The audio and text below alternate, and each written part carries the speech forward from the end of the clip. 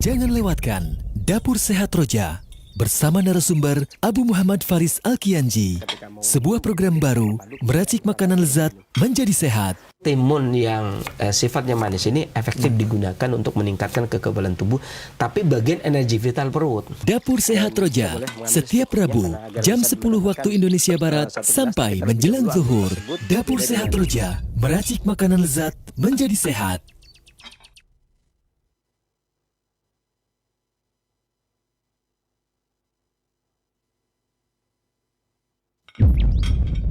Dapur Sehat Roja. Kesembuhan itu bismillah, atas izin Allah Subhanahu wa taala.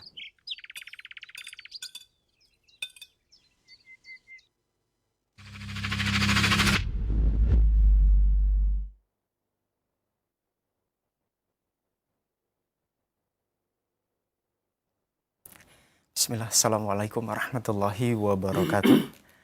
Alhamdulillah hamdan katsiran thayyiban mubarakan fi kama yuhibbu rabbuna wa yardah. Asyhadu an la ilaha illallah wahdahu la syarikalah wa asyhadu anna Muhammadan abduhu wa rasuluh la nabiyya ba'da ma ba'da. Ikhwata Islam wa jazakumullah, sahabat Roja dimanapun Anda berada, apa kabar Anda di kesempatan Rabu pagi menjelang siang yang berbahagia ini?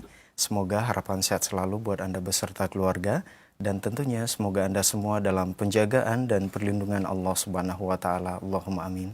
Bertemu lagi dalam program Dapur Sehat Roja, meracik makanan lezat menjadi sehat, bersama narasumber kita Sensei Abu Muhammad Faris Al-Kianji hafizahullah, yang akan menemani kita semua hingga 1 jam lebih ke depannya. Dan Alhamdulillah Sensei sudah bersama kita. Kita sapa terlebih dahulu. Assalamualaikum warahmatullahi wabarakatuh Sensei. Waalaikumsalam. Apa kabarnya? Alhamdulillah sehat ya. Sehat. Barakallahu fiik. Alhamdulillah. Nah, ikhwata Islam wa jazakumullah, setelah penyampaian materi nantinya Anda dapat bergabung bersama kami untuk bertanya seputar kesehatan atau keluhan penyakit di line telepon 0218236543, atau Anda dapat mempersiapkan pertanyaan melalui pesan singkat di chat WhatsApp masih di nomor yang sama 0218236543. Baik, kita kembali ke Sensei. Sensei, pembahasan di kesempatan ini berkaitan dengan mencegah dan mengatasi pengeroposan tulang ya.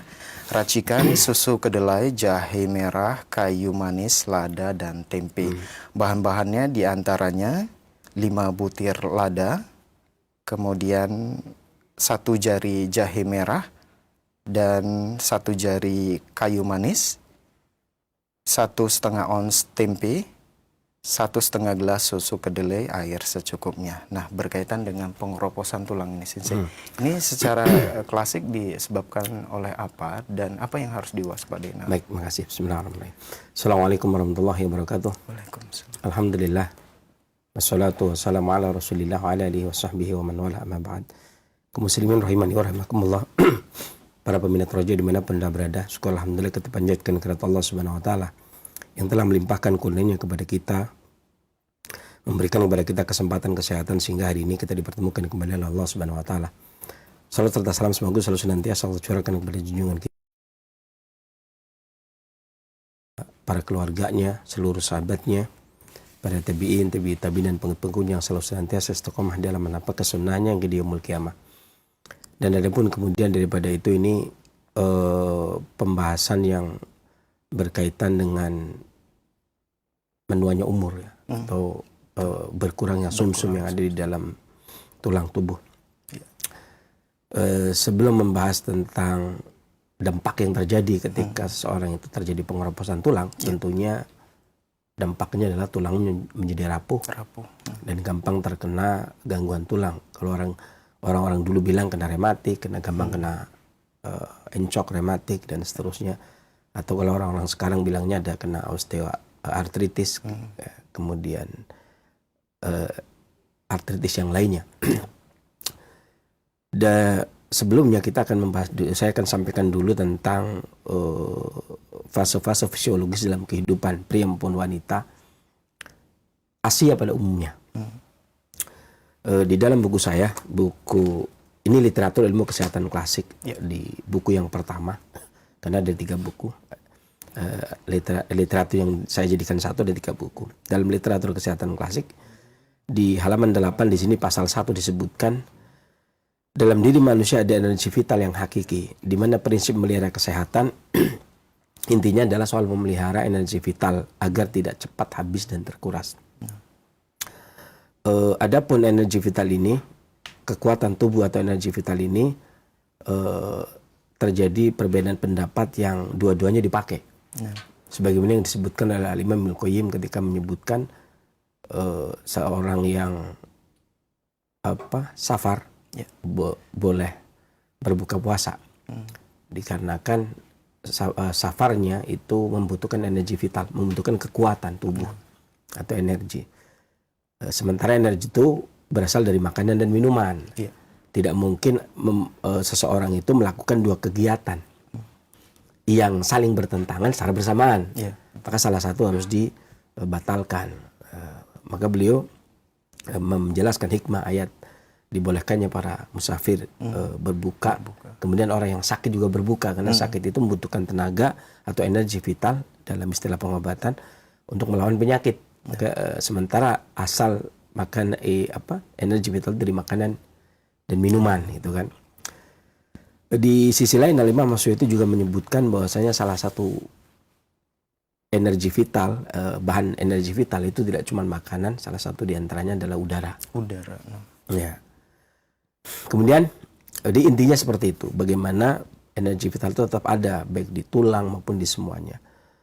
Kemudian bertanya seorang murid kepada gurunya. Beliau bertanya, saya dengar kebanyakan, wahai guruku, saya mendengar kebanyakan orang di zaman dulu hidup lebih dari 100 tahun dan tetap aktif serta sehat. Maksudnya 100 tahun usianya tapi tetap aktif. Nggak ada gunanya sampai 60, 70 kalau nggak aktif gitu kan. Kalau udah merepot. Tapi ini 100 tahun tapi masih tetap aktif ya. Tapi sekarang orang sudah renta. Padahal baru 10 tahun. Sekarang gitu ya. Maksudnya ini abad 21 dikondisikan sebagaimana abad 21. Apakah karena perubahan lingkungan? Ini pertanyaannya. Apakah karena lingkungan sudah berubah dengan adanya polusi dan sebagainya? Atau dikarenakan yang kedua, mereka mengabaikan cara memelihara kesehatan? Jadi ada dua pertanyaan. Apakah tua sebelum waktunya? Maksudnya umur masih muda tapi kelihatan renta. Apakah hal tersebut dikarenakan lingkungan yang berubah? Ya. Alam sudah tidak bersahabat dengan manusia. Atau yang kedua, mengabaikan cara memelihara kesehatan. Kemudian gurunya menjawab, orang dahulu, masyarakat klasik kita dahulu itu pandai memelihara kesehatan. Pandai memelihara kesehatan. Jadi jawabannya di sini justru solusinya permasalahannya adalah orang dulu berusia panjang karena pandai memelihara kesehatan, bukan karena lingkungan. Artinya orang sekarang tidak pandai memelihara kesehatan. Tapi di sini yang disalahkan bukan masyarakat, akan tetapi para tobibnya. Kenapa? Karena tobibnya tidak memberitahukan, tidak memberikan penyuluhan, edukasi, bimbingan dan penyuluhan. Ya. Dan berarti saya tidak termasuk karena saya memberikan penyuluhan. Ya, yang pertama pengobat-pengobat belakangan kata gurunya ini kan orang sakit diobati sembuh atau nggak sembuh sudah, ya kan? Jadi tidak dianjurkan bagaimana pola hidup yang baik dan benar. Mereka orang dahulu pertama mengikuti prinsip keseimbangan. Artinya seberapa yang dimakan sesuai dengan yang digerakkan, yang dilakukan berpikir maka bagaimana dia makannya. Artinya sesuai lah dengan apa yang dikonsumsi sesuai dengan apa yang dibutuhkan oleh tubuh kita. Ya. Kemudian yang kedua, hidup harmonis dengan alam. Artinya cuaca yang bagaimana, kita harus makan apa, seperti misalkan cuaca dingin, otomatis yang hangat. Kayak ini sekarang cuacanya agak lumayan dingin, ada jahe dan sebagainya. Kemudian mereka tidak berlebihan di dalam makan dan minum, dan dijelaskan juga dalam Quran, wala tusrifu, dan jangan berlebih. Wa kulu wasrabu wala tusrifu, makan minum kalian jangan berlebih. Kemudian yang ketiga, mereka tidak berlebihan dalam makanan dan minuman. Ini masuk kuncinya, kunci kesehatan. Kemudian yang keempat, mereka bekerja dan beristirahat secara teratur. Artinya tidak memporsir dirinya di dalam bekerja, tetapi bisa menempatkan waktu kapan dia beristirahat. Kalau sekarang kan nggak, mana malam mana siang nggak jelas. Gitu ya. Dan yang terakhir, tidak membiarkan dirinya terlalu tertekan. istilahnya stres ya, Stres. tekanan. Tekanan itu dari banyak hal, dari lingkungan, dari atasan, dari kanan kiri dan sebagainya. Tapi kalau enjoy ya tertekan itu kan dikarenakan merasa pekerjaan itu menumpuk, Berat ya. memberatkan dirinya. Betul. Itu dipikirin ya. Sebenarnya kalau enggak ya enggak. Kalau enggak dipikirin, enggak merasa ini menjadi beban, ya enggak menjadi tertekan ya. Pada intinya berarti membebaskan kolbu dari merasa tertekan. Jadi ya terima aja padanya. Maka mereka menikmati kesehatan fisik maupun mental. Fisik dan mental dan jiwa dan raga yang baik dan hidup bahkan hingga 100 tahun lebih. Bahkan di sini ada yang disebutkan bahkan ada yang hidup 150 tahun itu masih tetap aktif. Gitu. Tapi sekarang orang tidak berperilaku seperti itu lagi kata beliau, kata gurunya. Mereka hidup ceroboh dan minum anggur layaknya minum air. Gitu kan? Kemudian mereka berhubungan seks berlebih, bahkan berhubungan seks ketika mabuk. Gitu kan? Sehingga hawa nafsu mereka menguras energi vital mereka, maka mereka sudah tua rentam menjelang usia 50 tahun.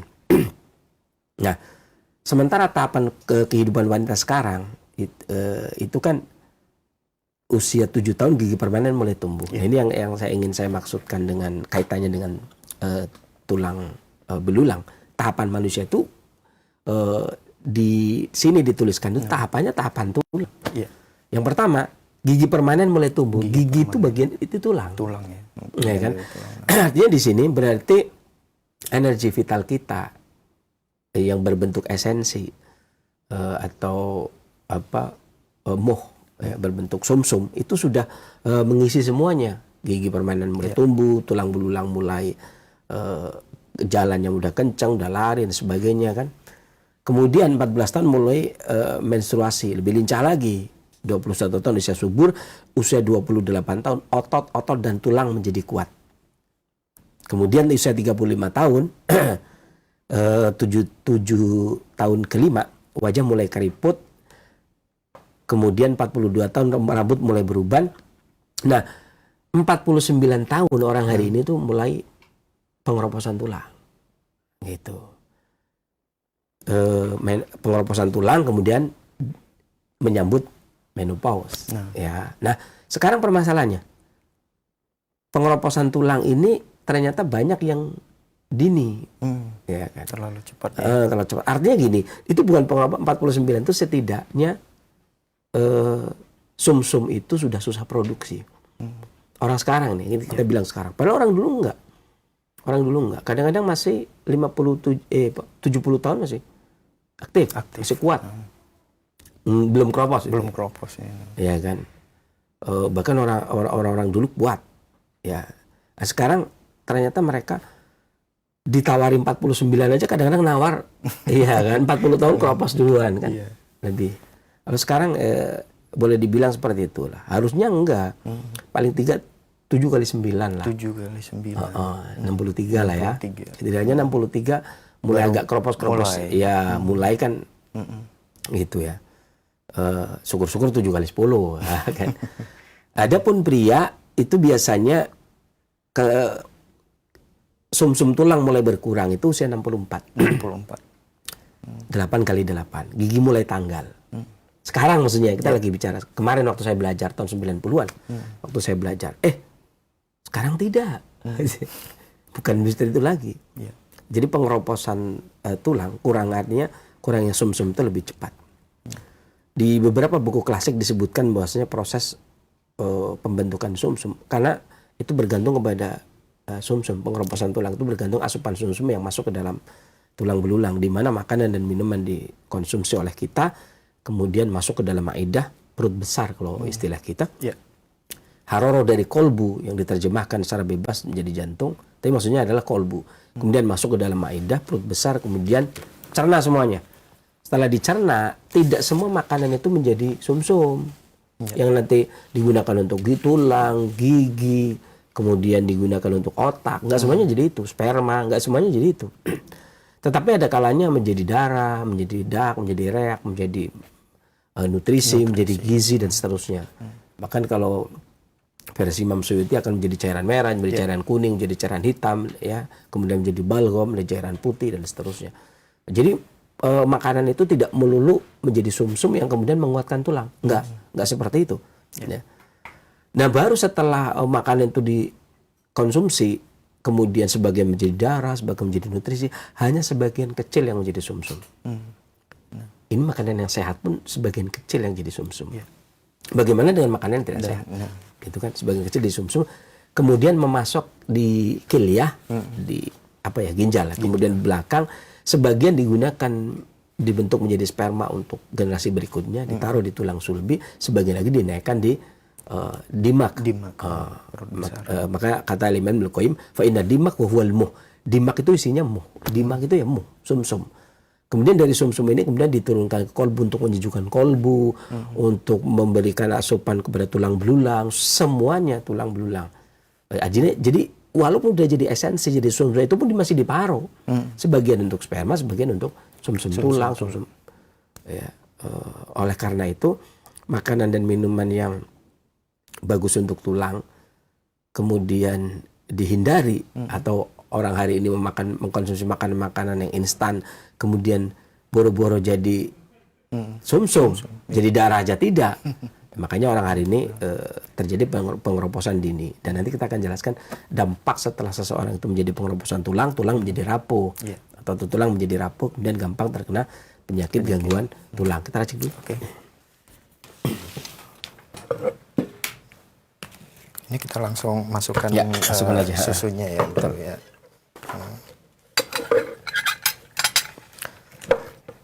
Sebenarnya kedelai juga bisa, tapi yang paling gampang adalah ini semua saja. Iya.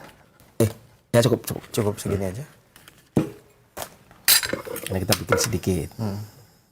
Tidak dibikin banyak. Karena yang olahan itu lebih bagus, ya. Jadi kita pakainya ini tempe ya. Kalau kedelai juga bisa. Oke.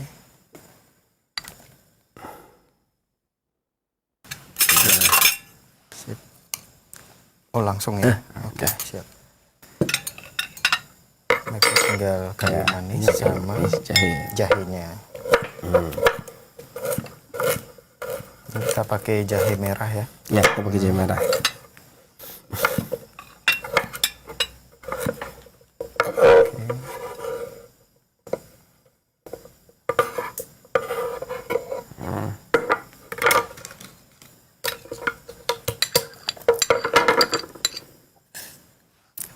Siap. Oke, ini berarti kita tunggu sampai mendidih ya. Betul. Nah, kita sambil menunggu mendidih. Kita jelaskan terus. Oke.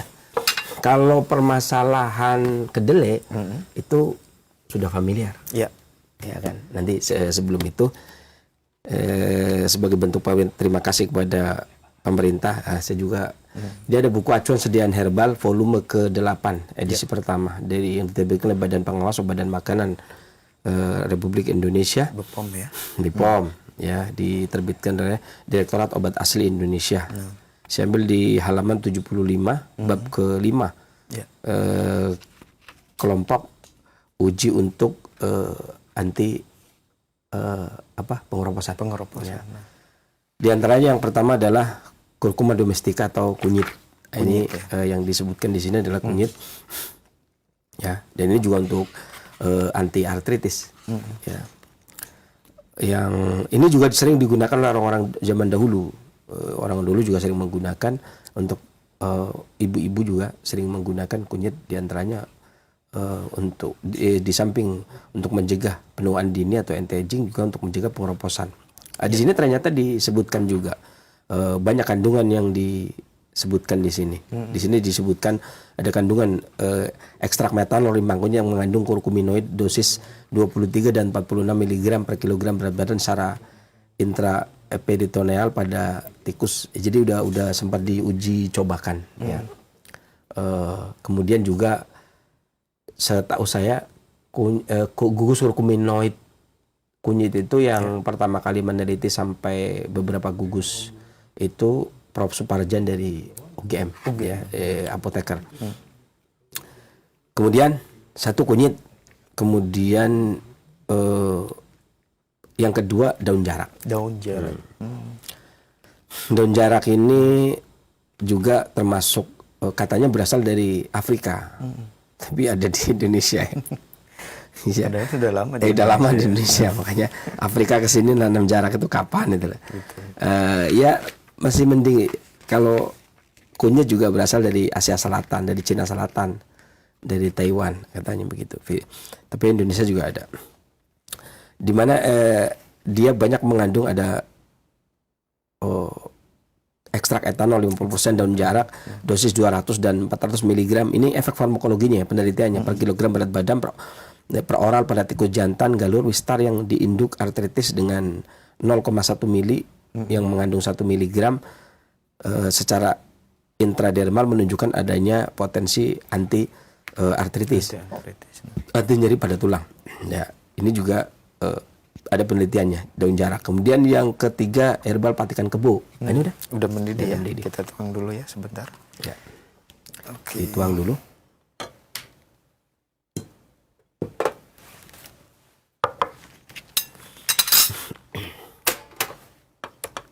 Ya, nggak panas.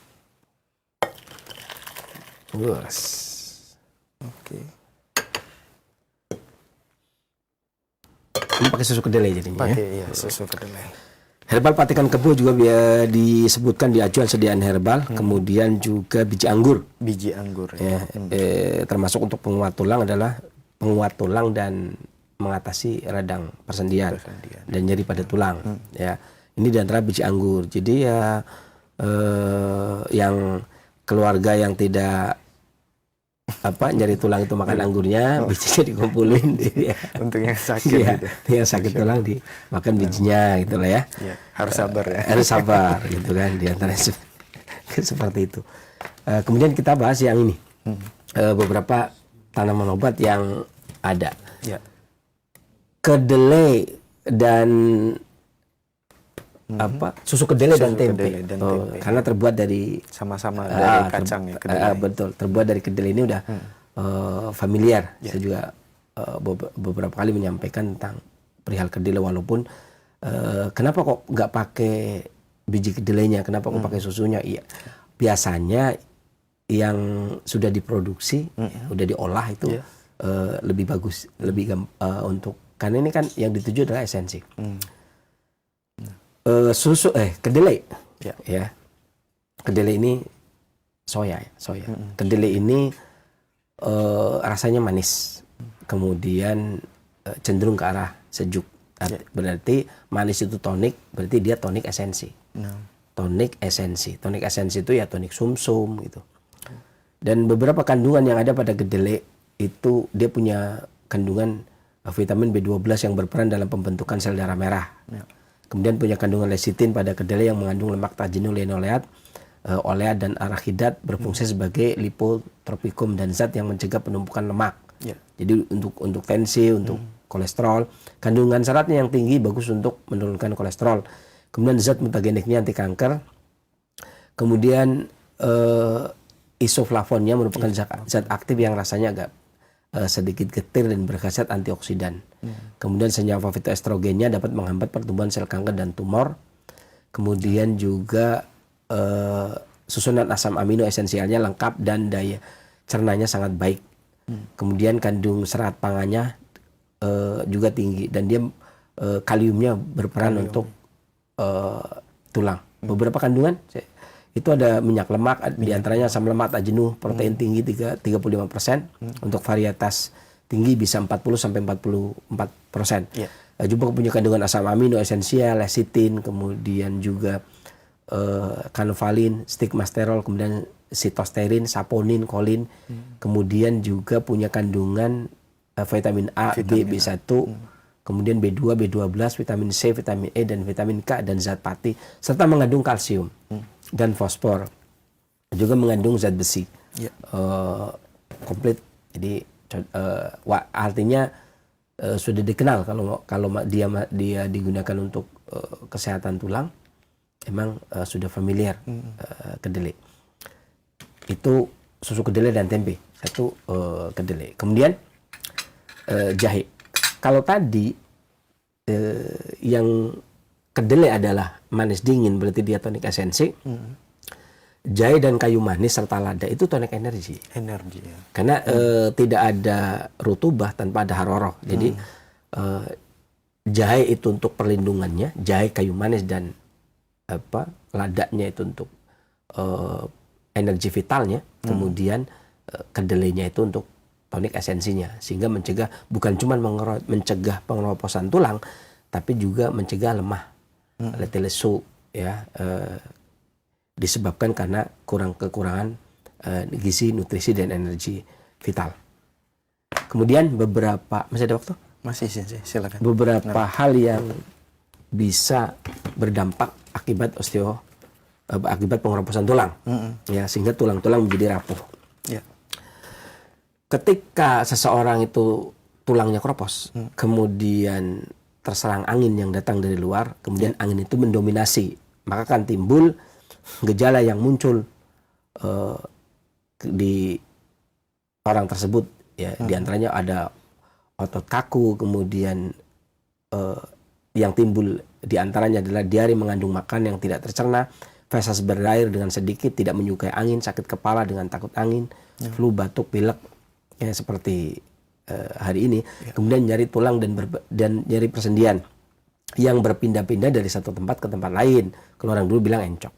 Kaki tangan dan tubuhnya gemetar saking nyerinya. Kemudian bersin otot kaku, hidungnya mampet dengan suara berat.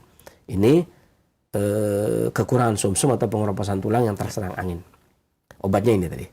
Di antaranya kalau minum teh berarti ditambah daun mint. Kemudian sop dibanyakin seledrinya. Minum kelapa dengan daging kelapanya dan sop dibawakin daun bawangnya. Satu. Dan yang kedua, seorang yang keropos tulangnya kemudian terkena hawa dingin. Sekarang kan angin dan dingin. Betul.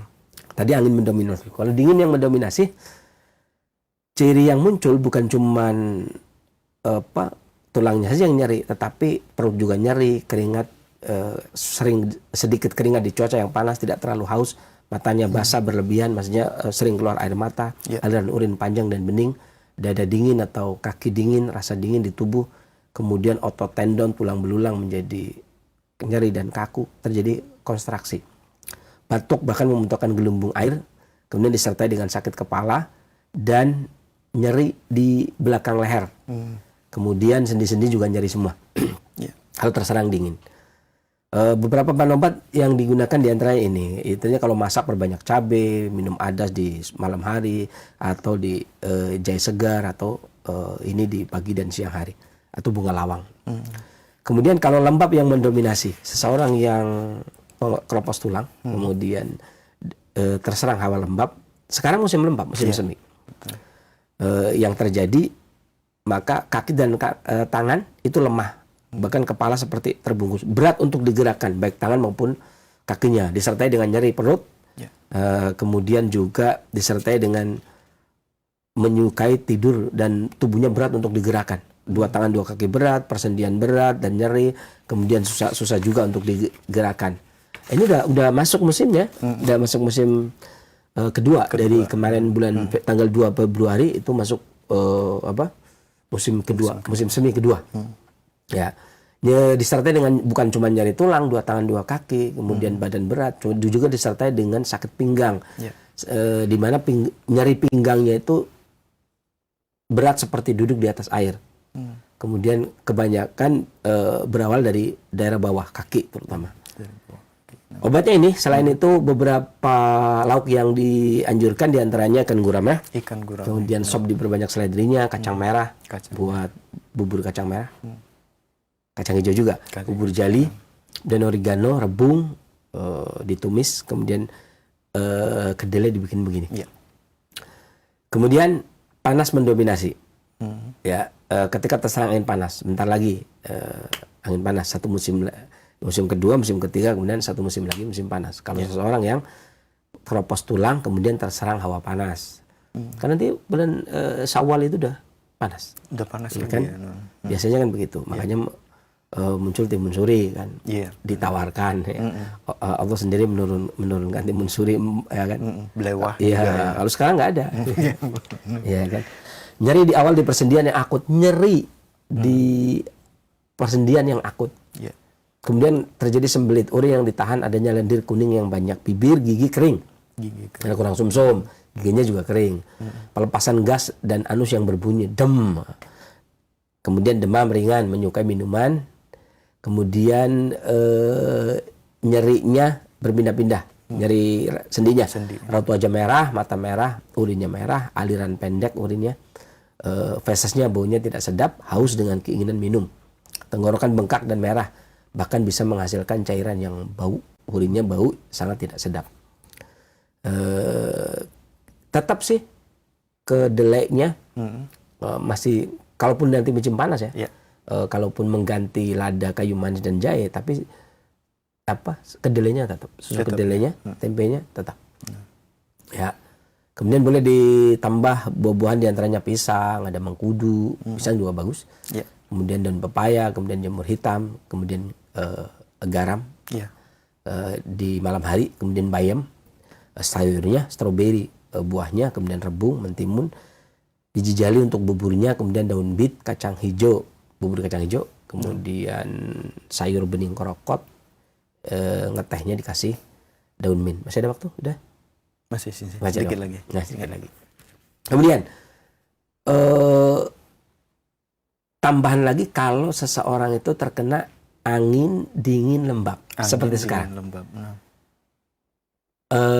Musimnya musim lembab, musim lembab kedua, kemudian anginnya kencang dan dingin. Anginnya kencang dan dingin. Sementara musimnya musim lembab. Pas banget ini. Gejala yang muncul ketika seseorang tulangnya kurang sumsum atau pengeroposan tulang. Sendinya merah seperti terbakar, persendian merah seperti terbakar. Nyeri yang dipengaruhi dengan perubahan cuaca. Setiap perubahan cuaca, terutama di malam hari, tiba-tiba nyeri dan merah. Bahkan susah untuk berjalan. Bukan susah, nggak bisa, karena memang nyeri sekali. Nyeri yang memburuk saat dingin dan membaik jika hangat. Tapi ketika siang hari, baikan tuh. Pertama kali napak itu nyeri semua. Ya. Nyeri yang hangat melibatkan 1 atau 2 buah persendian saja. Atau terkadang tumit saja. Atau terkadang 1 sendi saja. Dengan sejarah yang lebih pendek. Kaku pada persendian yang semakin parah ketika di pagi hari. Menjelang bangun tidur. Itu berat banget. Ketika malam harinya, itu nyeri sekali, napak tidak bisa. Kemudian menggigit.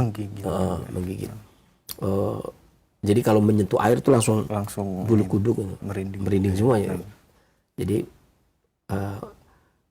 kedinginan, dingin sekali. Betul. Dan ketika tidur dia harus pakai kaos kaki, baju, jaket. Kemudian nyeri yang teramat sangat. Kemudian pas pagi harinya, pas mau turun itu luar biasa nyerinya. Lah nanti kalau agak siangan, itu udah agak mendingan. Ya ini cocok sekali, pas di musimnya juga. Kalau teh juga di daun mint atau nyedu adas ya. Kemudian kalau masak itu ditambahin cabenya. Kemudian adas ya. Ini juga efektif. Cukup atau? Cukup. Okay. Nah. Jadi ini yang pas musimnya. Anginnya dingin. Kemudian musimnya lembab pas sekali. Jadi saya bisa menceritakan karena dulu kita kan saya dulu pas biasanya terakhir kan pada ngambil spesial biasanya. Setelah selesai misalkan sinse kelas 1, kelas 2, kelas 3. Nanti setelah kelas 3 itu kan ya kayak di sini mungkin S3 gitu ya. Itu stratanya begitu tuh nanti bikin penelitian. Ya kan? Bikin penelitian terakhir biasanya dan saya dulu penelitiannya itu ginjal, esensi dan ginjal, sumsum dan ginjal. Ini dulu memang bagian saya dulu ini. Ya. Dan tapi yang nggak enak itu pas mencobanya. Kenapa? Jadi saya pas mencoba ini nih, giliran mencoba ini di angin yang dingin, di musim yang lembab yang saya coba ini, maka sendi merah kayak terbakar, nyeri yang itu luar biasa itu. Dicobanya jadi begitu. Jadi kan ada penelitian gitu ya. Penelitian kan kalau kita penelitiannya kan bukan tikus, nggak mungkin kan. Kita tanya gimana rasanya kan nggak bisa gitu ya. Jadi kita dulu langsung. Jadi tapi tetap saya nggak sama murid pun saya nggak pernah membocorkan caranya begini biar kalian nyeri nggak. Soalnya tetap itu itulah makanya keilmuan orang dulu dengan orang sekarang itu jadi berubahnya di situ. Kalau dulu diajarkan bagaimana sakitnya, bagaimana mengobatinya gitu kan. Kalau sekarang bagaimana mengobati nggak diajarkan bagaimana sakit. Ya, karena nggak ada penelitian. Jadi kalau kita dulu belajar itu nyoba sakit juga. Jadi nggak, karena nggak ada mau diteliti ya kan. Masa gurunya kan. Ya kalau masyarakat umum diuji coba ya kesian juga. Makanya dulu waktu ujian saja kalau ngambil pasien orang umum aja dibayar 50.000 kan. Itu aja nanti soalnya sakitnya dirubah. Yang dia harusnya misalkan sakitnya misalkan lambung, kemudian dirubah jadi paru-paru gitu. Kita tahu apa tidak? Kalau dulu ujian seperti itu. Nah, dan ini memang walau bagaimanapun juga orang hari ini walaupun ngambil jurusan ginjal itu juga saya tidak menyuruh untuk mereka sakit. Tapi yang ini saya rasakan betul. Jadi ya beberapa kali, nggak cuma sekali. Jadi kan pertama kali kan saya belum bisa menulis, belum bisa mendefinisikan. Kemudian setelah itu gimana kemarin sakitnya? Wah, saya nggak tulis, ya sakit harus lagi dong. Jadi ulangi. Saya 3 kali yang kayak gini. Wah, itu baru tercatat. Wah, pegel juga. Jadi ketika sakit pertama kan ngerasainnya itu luar biasa, gitu ya. Dan jangan ditiru, maksudnya sakit-sakit. Wah, coba pengen ngerasain nyeri, wah, tanpa pendamping yang profesional gitu ya. Itu tumbang ya. Demikian mudah-mudahan bermanfaat untuk saya jawab, saya akan berantem. Baik, jazakallahu khairan ya atas penjelasan materi yang telah disampaikan berkaitan dengan mengatasi ya dan mencegah tulang keropos. Nah, ikhwati Islam wajazakumullah. Silakan bagi Anda yang ingin berkonsultasi seputar keluhan penyakit atau kesehatan di line telepon 021 8236543 atau pertanyaan melalui pesan singkat di chat WhatsApp di nomor yang sama 0218236543. Untuk pertanyaan pertama kita coba angkat di line telepon 0218236543. Ya, silakan. 6. Silakan bagi Anda yang ingin berkonsultasi. Baik, sambil menunggu kita coba angkat pertanyaan melalui pesan singkat di kesempatan ini yang sudah masuk. Assalamualaikum warahmatullahi wabarakatuh, Sinse. Waalaikumsalam. Ya, Sinse dari hamba Allah di Tanjung Pinang, Kepulauan Riau ya. Saya dan anak saya ada keluhan gigi berlubang. Jadi kalau saya makan seperti biji cabai dan terkena gigi tersebut, rasanya ngilu bisa sampai kepala bagian atas. Ini mohon solusinya Sinse. Jazakallah. Anak-anak ya? Anak dan orang tuanya Sinse. Nah. Ada beberapa yang sering digunakan oleh orang dahulu. Ada getah biji jarak, cuman biasanya giginya rusak, hancur ya. Yang dikhawatirkan adalah tersisa akar-akarnya. Yang lebih aman adalah menggunakan getah pepaya. Kan bolong nih ya? Iya. Getah pepaya dimasukkan ke dalam kapas, kemudian dimasukkan ke dalam gigi. Ya, biarkan sekitar beberapa untuk anak kecil 5 menit cukup lah. 5 menit. Kalau orang dewasa 10 sampai 15 menit. Ya. Kemudian diganti lagi setiap keluar makan dan sebagainya kan dikeluarin, kemudian diganti lagi. Demikian, mudah-mudahan Allah angkat penyakitnya dan bermanfaat bagi para pendengar dan pemirsa yang lainnya. Baik, jazakallahu khairan Sinse atas jawabannya. Semoga bermanfaat untuk penanya. Nah, ikhwati Islam wajazakumullah, masih kami buka kesempatan di line telepon 0218236543. Ya, silakan. Assalamualaikum. Waalaikumsalam warahmatullahi wabarakatuh. Dengan Bapak siapa di mana? Dengan Bapak Mulyadi di Rawamangun nih, Pak. Pak Mulyadi di Rawamangun, Jakarta Timur ya? Iya. Ya, silakan Pak Mulyadi. Iya, mau tanya nih Pak Ustadz. Iya, sama Sinse ya Pak? Iya. Assalamualaikum. Assalamualaikum Pak Sinse. Waalaikumsalam warahmatullahi wabarakatuh. Ini saya Saya kemarin kan CMCU di Rumah Sakit Islam, rencana mau istiqlal haji. Terus ada kendala di HbA1c-nya tinggi gitu. Sebulan kemarin udah ikuti programnya, makan yang teratur, itu olahraga dan minum obat gitu. Tapi saya minum obatnya nggak begitu. Ikutin 3 kali, saya gitu minum obatnya sekali gitu. Alhamdulillah sudah mulai turun. Ya. Terus untuk yang herbal ada nggak istilahnya Pak Ustadz? Untuk penanganannya biar saya nggak terfokus obatnya di metformin ini kayaknya kurang gitu nyaman di tubuh saya gitu Pak Ustadz. Baik. Coba mau solusinya. Baik. Atau enggak saya mau ke tempat Pak Ustadz, Pak Maksud boleh? Baik, mohon ditunggu jawaban dari Sensei, Pak. Ya, makasih. Assalamualaikum. Waalaikumsalam warahmatullahi wabarakatuh. Silakan. Sebenarnya prosesnya udah bagus ya. Sakit cek karena mau berangkat haji. Ya. Kemudian cek ada permasalahan HbA1c, Ya. fungsi hati. Ya. Dan ini sudah mengkonsumsi obat, kemudian mulai turun, HbA1c-nya udah mulai turun. Bagus. Ya. Progres yang bagus. Padahal konsumsinya cuma 1.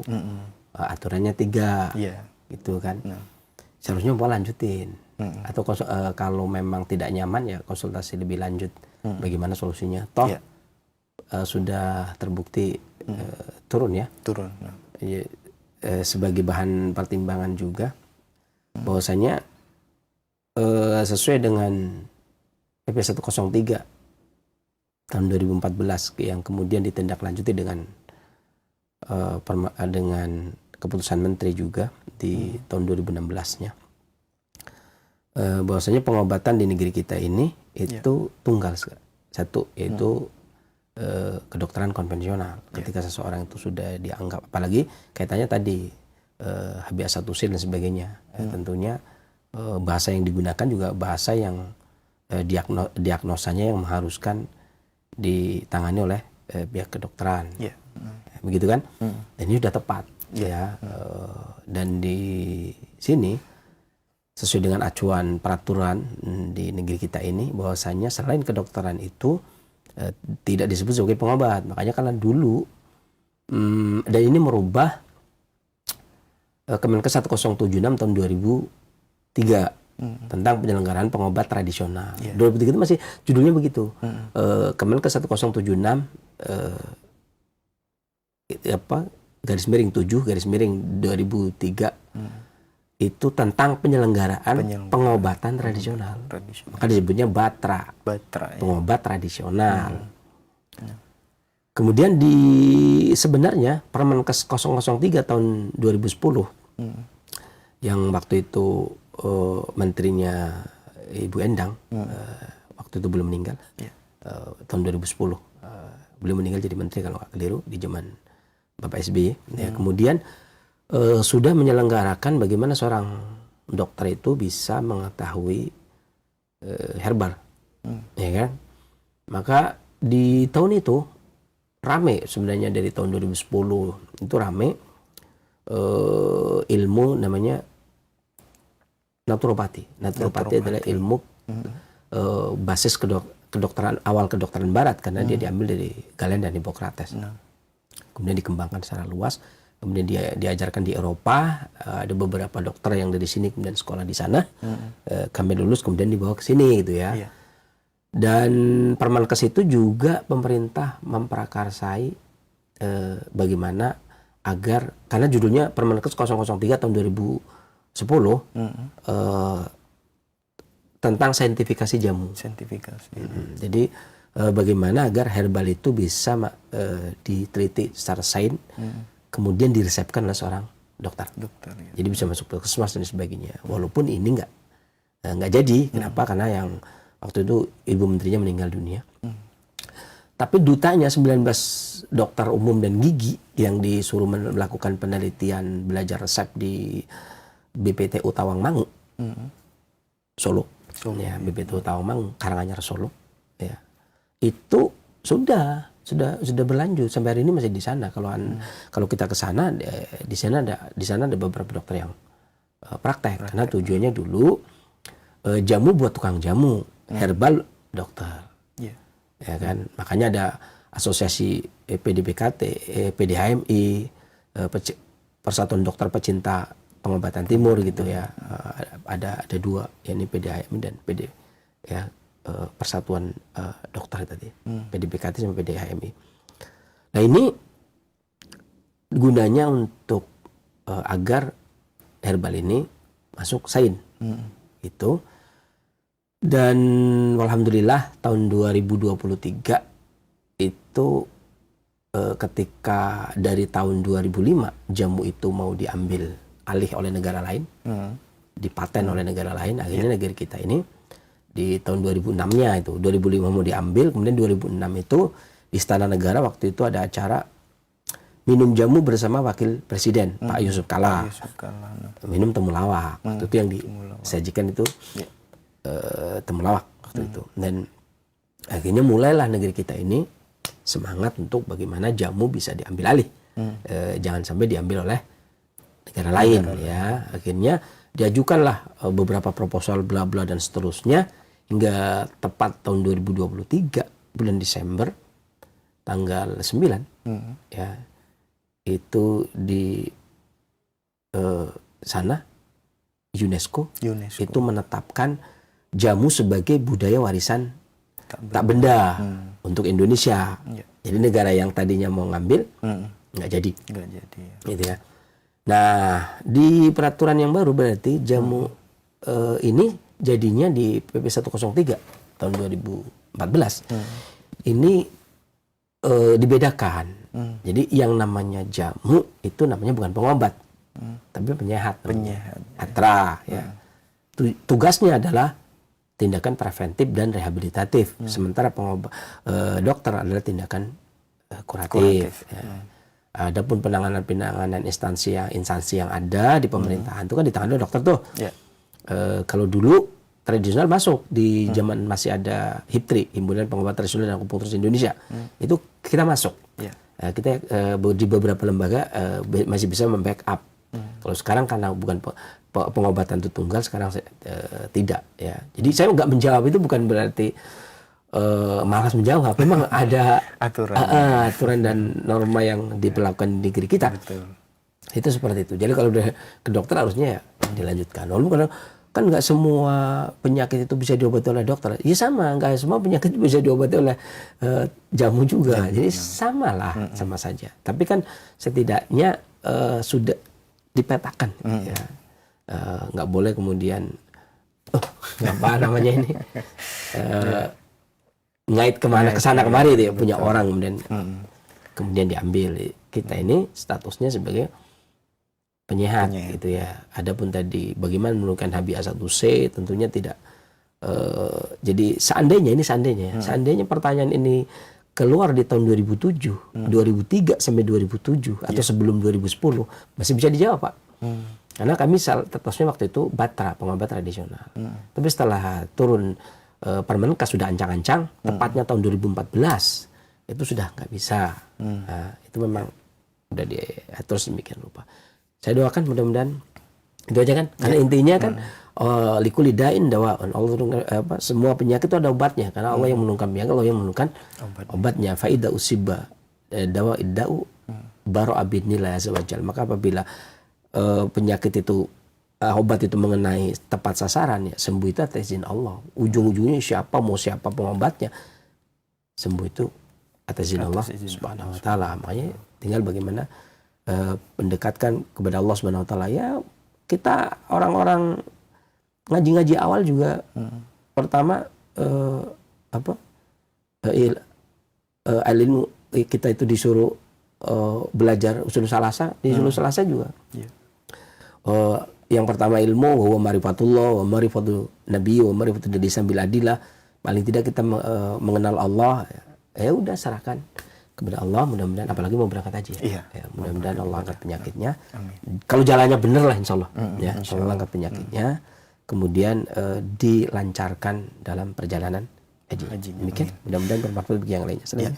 Jazakallah khairan sisi atas jawabannya. Semoga bermanfaat untuk penanya Pak Mulyadi yang berada di Rawalumbu, Jakarta Timur. Nah, Rawalumbu. Rawalumbu ya. Bukan Rawalumbu kayaknya. Rawamangun. Oh, Rawamangun ya. Iya, maaf. Rawamangun dia. Baik. Rawamangun Pak ya. Nah, ikhwatai Islam azakumullah, silakan masih kami buka kesempatan di line telepon 0218236543 bagi Anda yang ingin bertanya secara langsung. Ya, silakan. Assalamualaikum. Assalamualaikum. Waalaikumsalam warahmatullahi wabarakatuh. Dengan Ibu siapa di mana? Umu Anissa, Sulawesi Selatan. Ya, silakan Umu. Assalamualaikum warahmatullahi wabarakatuh. Waalaikumsalam warahmatullahi wabarakatuh. Ya. Lama kalau telepon tidak pernah tersambung, alhamdulillah tersambung. Alhamdulillah bisa tersambung ya Bu. Iya, itu suami saya sudah sekitar 1 bulan gatal-gatal itu badannya. Biasanya itu hanya di lutut begitu sedikit. Sekarang kayak seluruh tubuh, benjol-benjol yang kayak di paha itu benjol-benjol. Kayak di tangan, tapi muka tidak, alhamdulillah Sinsay. Tangan, punggung, pokoknya hampir seluruh tubuh lah gatal sekali Sinsay. Kayaknya kalau tidak diketahui juga ada gejalanya. Sudah makan ikan, kayak gatal, padahal ikan semua. Padahal kalau ikannya baru semua saya beli Sinsay, karena satu keluarga tidak ada yang gatal. Ini saya saja. Gatal sekali seluruh tubuh yang kayak di paha itu kayak benjol-benjol seperti kelereng begitu. Padahal Sulawesi ikannya bagus Bu ya? Iya? Ya padahal Sulawesi ikannya bagus. Iya bagus, alhamdulillah sih. Kadang itu masih hidup-hidup itu ikan yang kubeli. Masya Allah. Iya, saya tidak tahu gejalanya apa. Kegatalan kemarin gatal sekali. Insya Allah besok aku bilang suami saya. Besok kutanyakan sih saya mudah-mudahan tersambung. Alhamdulillah. Gatal-gatal sih jadi. Baik. Baik Ibu. Jazakumullah khairan. Jawabannya nanti. Assalamualaikum warahmatullahi wabarakatuh. Waalaikumsalam warahmatullahi wabarakatuh. Silakan Sisi. Asiknya orang Indonesia kita itu begitu ya. Jadi semuanya gatal. Untung alhamdulillah wajahnya tidak. Masih ya. Betul. Untungnya alhamdulillah wajahnya masih ada untungnya ya. Biasanya gatal seperti ini, apalagi musimnya juga begini. Dingin itu biasanya menyerang ginjal, dinginnya, dan tidak disukai oleh jantung, itu dinginnya. Kemudian anginnya tidak disukai oleh hati dan peredaran darah, sementara lembabnya itu membuat lemah energi vital paru dan limpa. Ya. Dan gatalnya itu biasanya disebabkan oleh paru-paru. Ya, karena paru-paru itu bertugas untuk menyebarkan energi vital ke permukaan, membentengi tubuh dari serangan sesuatu yang datang dari luar. Jadi artinya menteri yang mengurusi kulit itu ya paru. Jadi kalau ada kulit masalah ya yang disalahkan yang ngurusin gitu ya. Kamu yang ngurusin gimana sih gitu. Gitu Bu. Jadi masalahnya di paru. Ya. Dan paru ini biasanya akan bermasalah kalau tidurnya kemalaman misalkan. Beberapa makanan yang lembab yang susah dicerna. Lembab pokoknya ya pahami sendiri ya. Kayaknya nggak elok kalau saya bicara. Ya pokoknya makanan-makanan yang lembab yang susah dicerna, gitu ya. Jangan. Itu udah bagus tadi makanan-makanan yang disebutkan, ikan dan sebagainya. Ya, tinggal menguatkan parunya. Ibu bisa menggunakan 1 jari kencur ditambah dengan 1 jari kunyit. 1 jari kencur kemudian ditambah dengan 1 jari kunyit. Sebenarnya kalau ada bisa ditambah dengan 1 batang. Brotowali. Jadi brotowali kan batang tuh, 1 jari batang brotowali. Ya nggak usah 1 jengkal. Kalau ada, kalau tidak ada bisa diganti dengan daun mengkudu. Kalau tidak ada bisa diganti dengan daun mengkudu. Atau temu hitam. Saya nggak tahu di Sulawesi yang mana yang lebih mudah. Brotowali, batangnya 1 jari, atau temu hitam 1 ibu jari, atau daun mengkudu 1 lembar. Ini yang mana yang saya nggak tahu. Sulawesi. Kemudian tadi kunyitnya 1 ibu jari, kencurnya 1 ibu jari, direbus ya dengan air kira-kira 1 gelas sampai mendidih. Kemudian Setelah itu saring, minum selagi hangat. Lakukan pagi dan sore. Ya, sampai mendidih. Bukan sampai mendidih jadi berapa? Enggak jadi. Enggak jadi berapa. Sampai mendidih saja.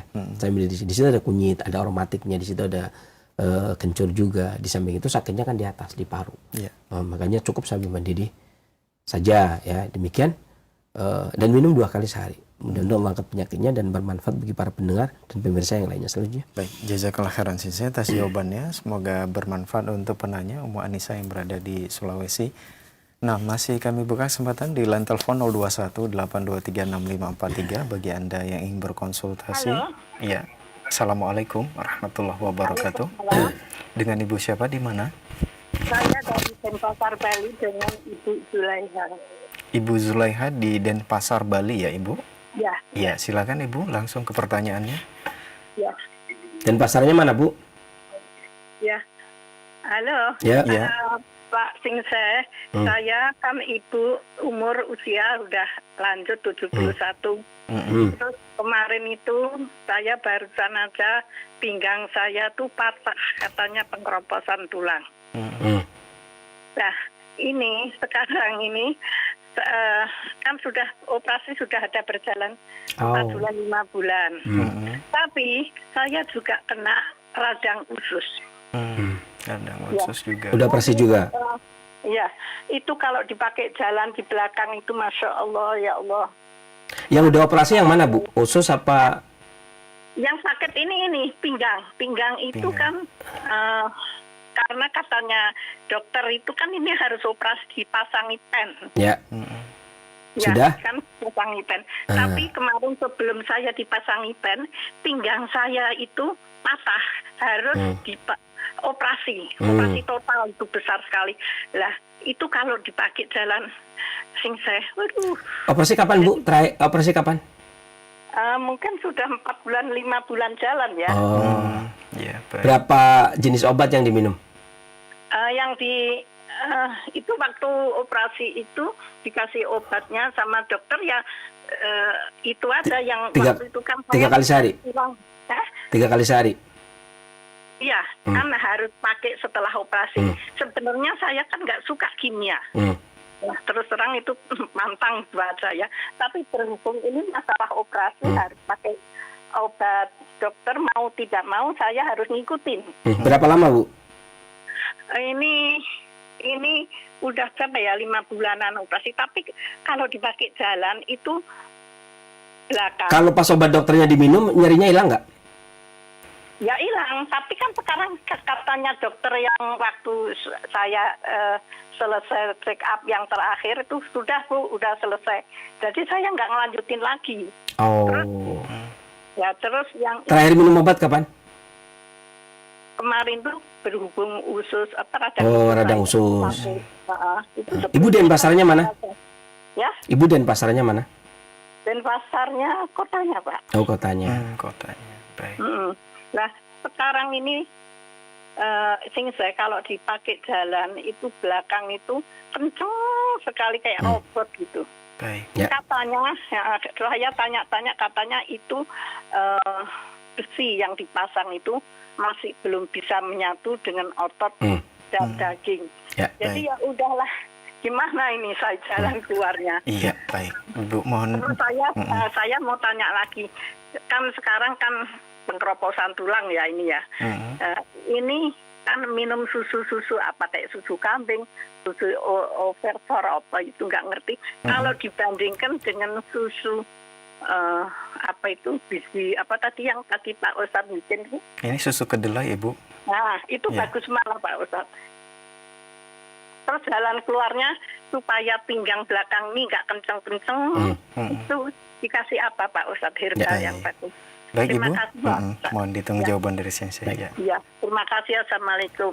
Waalaikumsalam warahmatullahi wabarakatuh. Silakan Sensei. Ini masih ruang lingkup penanganan dokter ya. Jadi operasi tulangnya juga mengkonsumsi obat, kemudian dilanjut dengan radang usus. Radang usus ya masih mengkonsumsi obat.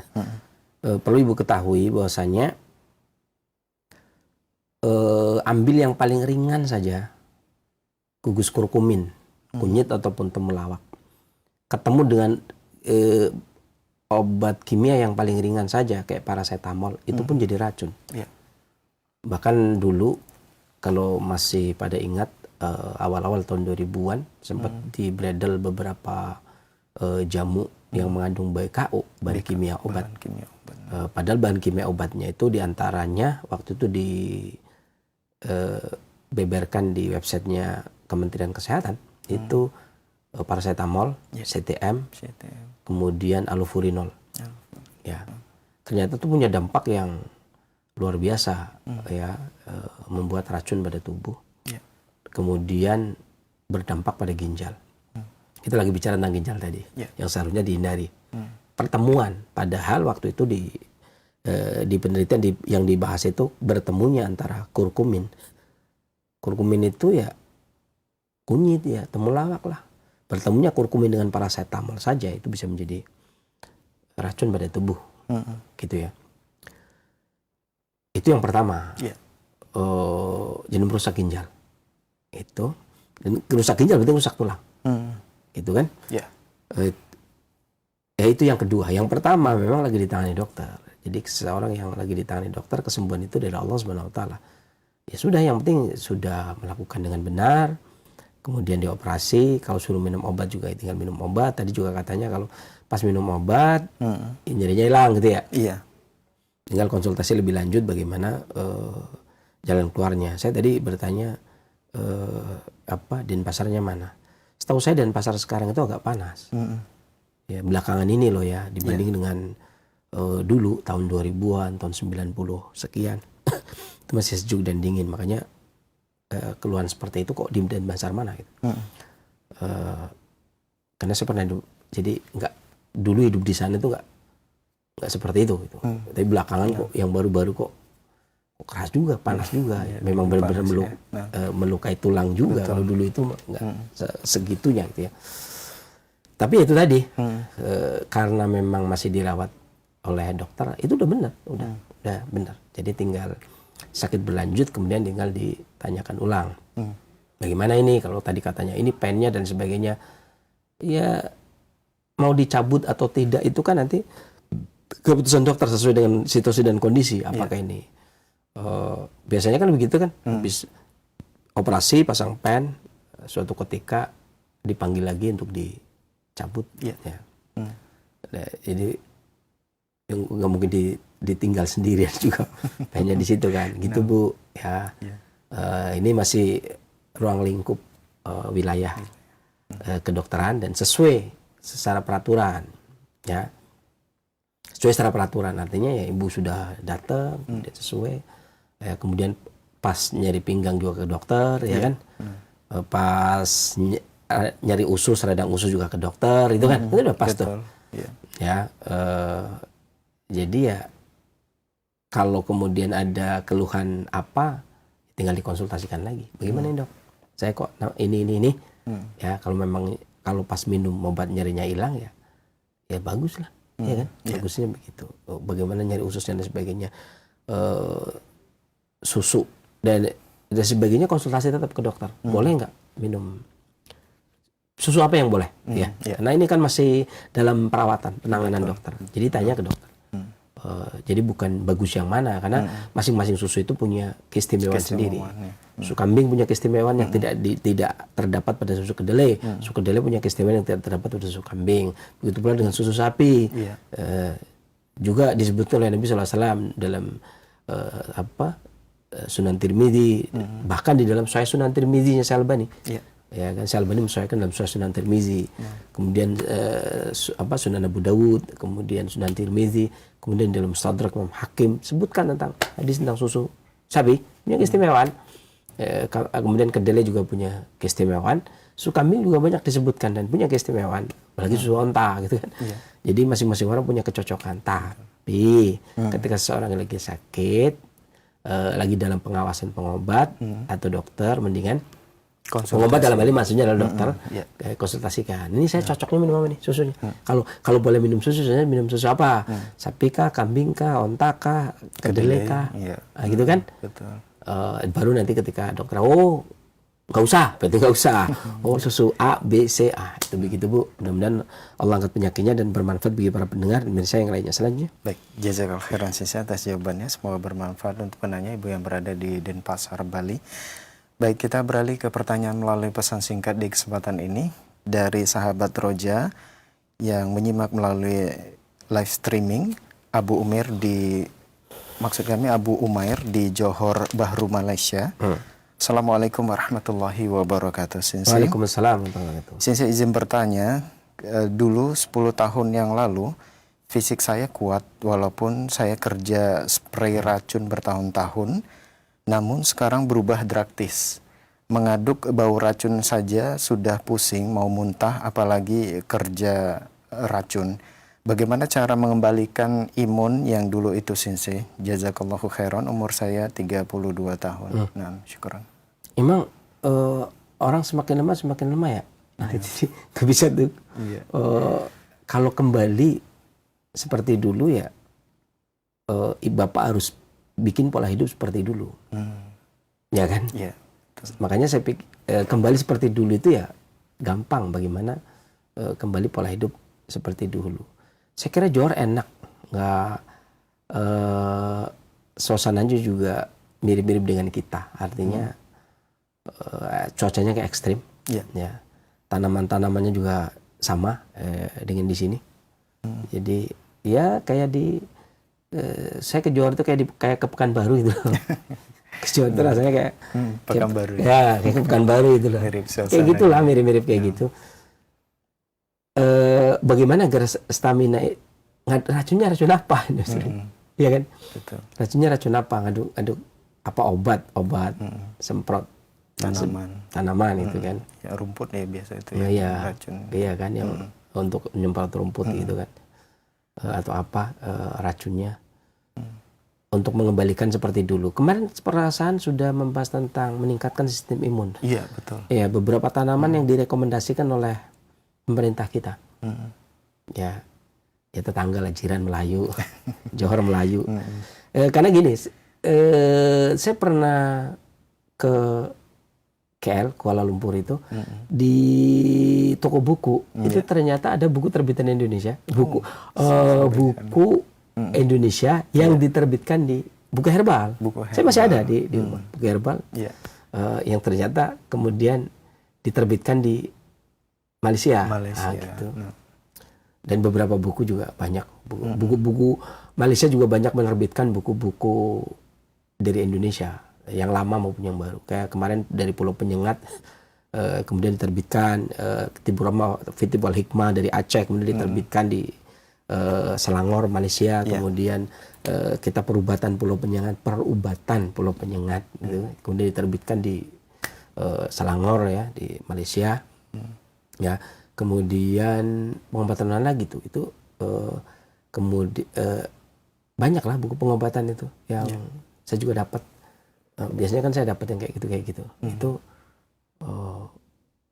banyak juga. Nah, meningkat sistem imun kemarin kita sudah bahas. Di antaranya yang direkomendasikan oleh pemerintah yang ditulis di acuan sediaan herbal, jilidnya kemarin jilid berapa? Jilid 3 beberapa. Itu kalau herbalnya saya masih ingat.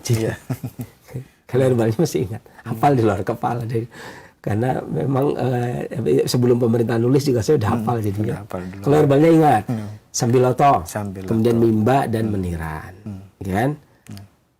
Meniran itu kalau sebenarnya ada juga. Sambiloto juga ada. Mimba juga ada di Johor. Kemudian meniran juga ada.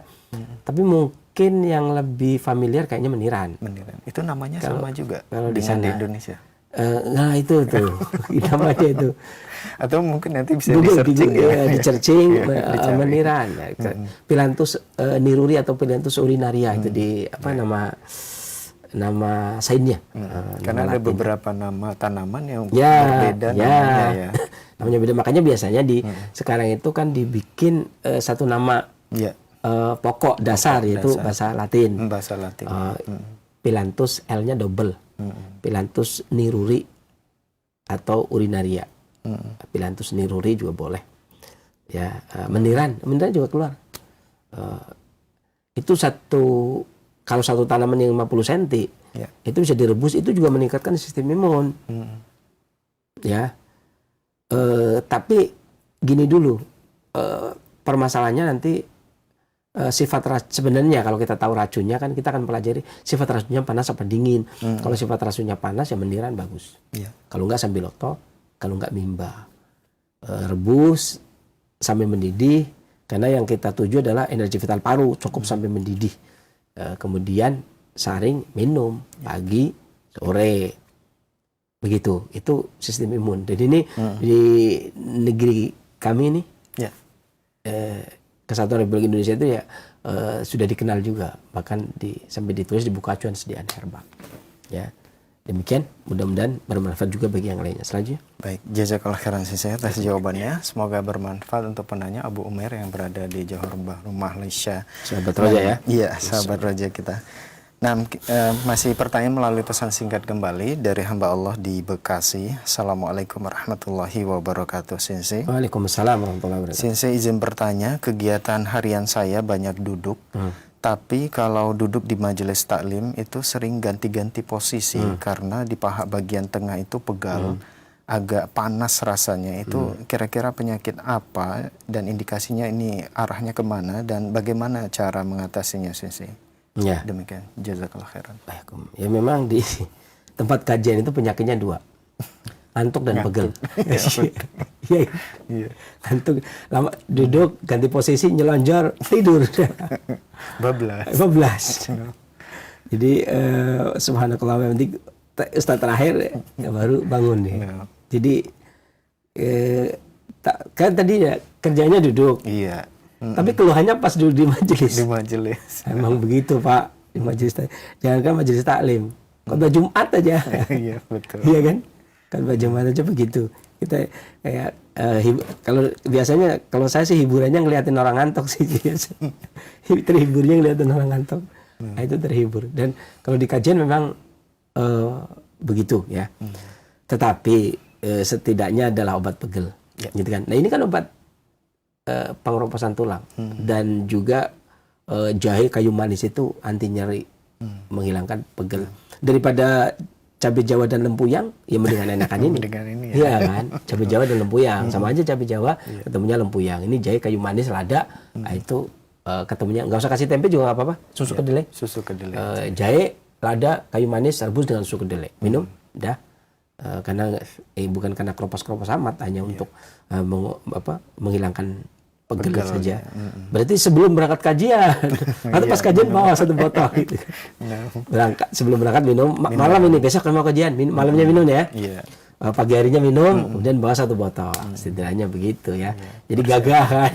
Yang lain pada kosak-kasak nggak karuan, nanti gagah. Bismillah minumnya lo ya. Kalau enggak, soalnya kadang-kadang ya setan ada-ada aja kan. Ya orang asik-asik ikut kajian bikin dipegel, asik-asik kajian matanya dibikin ngantuk. Demikian Pak, mudah-mudahan semangat ya. Mudah-mudahan bermanfaat kajiannya dan Allah angkat penyakitnya. Selanjutnya. Amin. Jazakallah khairan Sensei atas jawabannya. Dan itu merupakan pertanyaan kita terakhir di kesempatan ini, Sensei. Mungkin ada sebagai ikhtitam atau penutup, silakan. Ya. Pada intinya esensi itu sangat penting bagi tubuh. Karena untuk makanan sekarang untuk menjadi darah saja sudah susah. Apalagi menjadi esensi. Esensi itu nanti disimpan di dalam ginjal, kemudian sebagian diturunkan ke tulang sulbi menjadi sperma. Kemudian nanti digunakan untuk keturunan berikutnya ketika yakhruju min baini sulbi wa taraib. Ketika menjadi embrio itu ketika keluarnya sperma dari sel-sel pria dari sulbi, kemudian sel telur wanita dari taraib. Kemudian sebagian lagi dikirim ke dimak. Makanya dan dia disebut muh, al-muh, disebut muh. Maka kata Alim Ibnu Qayyim, fa inna dimak wa huwal muh. Maka sungguhnya dimak adalah muh karena isinya muh, sumsum. Dan kata Alim Ibnu Qayyim, sebagian kecilnya itu diturunkan untuk menyejukkan kolbu, ya, agar tidak panas membara sehingga membakar, menjadikan radang bagi organ-organ yang lain. Dan sebagian lagi sebagian besarnya dikirimkan ke tulang belulang untuk menguatkan tulang belulang. Jadi butuh besar sebenarnya, butuh banyak. Dan itu biasanya esensi itu didapat dari makanan dan minuman dan bekal dari kedua orang tua kita. Itu kalau habis ya sudah, habis pula riwayat. Dan itu juga untuk menguatkan rambut, akar suara, kemudian juga untuk melindungi mata agar tidak silau. Itu semuanya itu untuk sumsum itu dalam klasik meliputi itu. Makanya kalau mata silau ya berarti kurang itu gigi linu, kemudian telinga tuli dan sebagainya. Makanya dikhawatirkan ketika seseorang itu tiba-tiba telinganya nging atau gemuruh atau tiba-tiba tuli, berarti ginjalnya kurang esensi sehingga gak bisa naik ya. Itu dan banyak kadang-kadang permasalahan yang terjadi. Makanya tadi dibikin orang dulu itu tidak membiarkan dirinya stres, tertekan. Iya, betul.